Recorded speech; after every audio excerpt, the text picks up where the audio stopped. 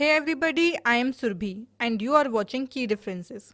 In this video, I am going to discuss what is verbal communication, its forms and types. So friends, without further ado, let's get started.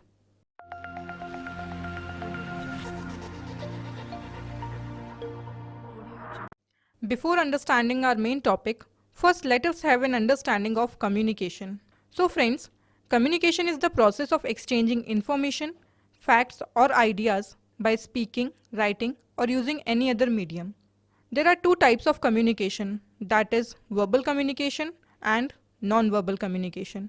Further, do you know that of the total working hours, an average human being spends 9% in writing, 16% in reading, 30% in speaking, and 45% in listening.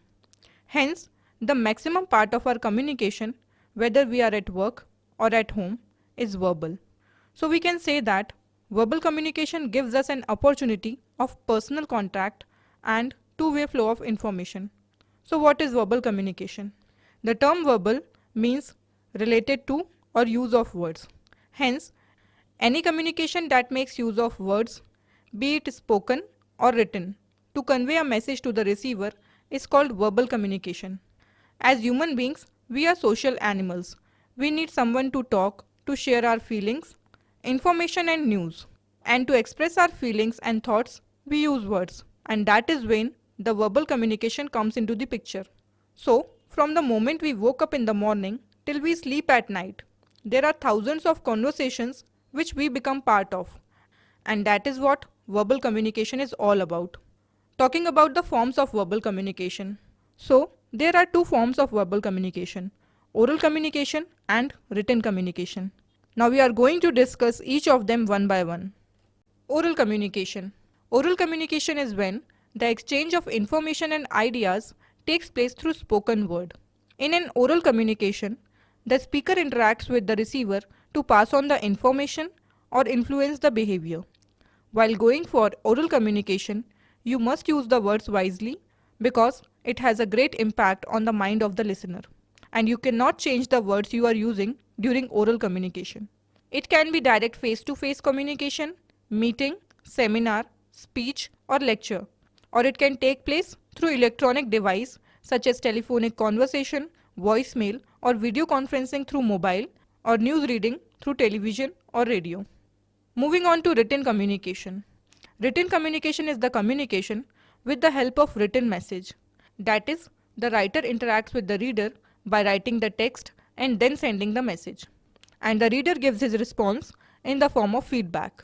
In this form of verbal communication, the writer has the time to think and use the right set of words to draft the message. That is why it is called as formal mode of communication. This type of communication is conclusive in nature, as the written message acts as an evidence for the business organizations.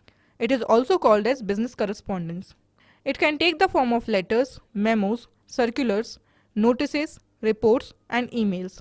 Moving on to the guidelines for verbal communication. Avoid the use of words with multiple meanings. Same words can have different meanings in different cultures. At the time of cross-cultural communication, it is important to avoid the use of such words which have dual meanings, as they may be misinterpreted. Next, ensure clarity. While explaining any idea or concept, specify it so as to have more clarity. Next, avoid the use of jargons.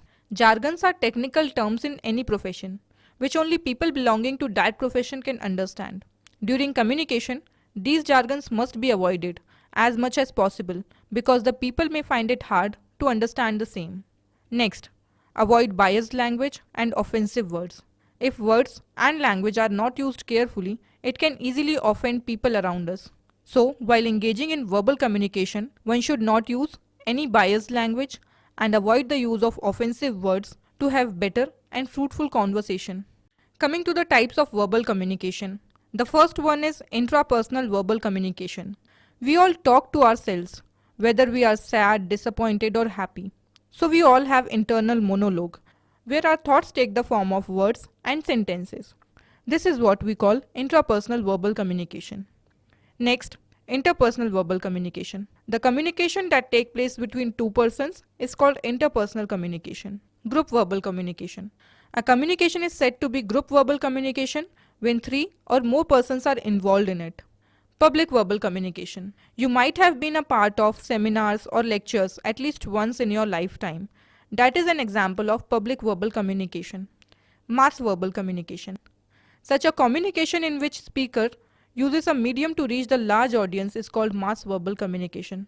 Also, there are a group of speakers who share their ideas together. So friends, this brings me to the end of this lesson. I hope the concept has been clear now. I hope you liked this video, and if you did, please do give it a thumbs up and share it with other people.